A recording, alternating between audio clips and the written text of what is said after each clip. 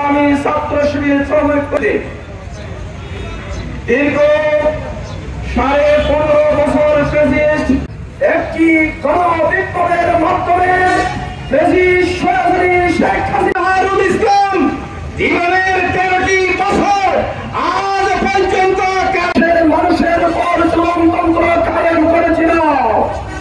এদেশের মানুষের ভোট অধিকার শ্রমিক কল্যাণ ফেডারেশনের সম্মানিত জনশক্তি ও কর্মীবৃন্দ আমাদের নেতৃত্বের প্রথম সারির নেতৃবৃন্দকে তারা হত্যা করেছে। শ্রমিক কল্যাণ ফেডারেশনের সম্মানিত জনশক্তি ও জবাব দিতে হবে।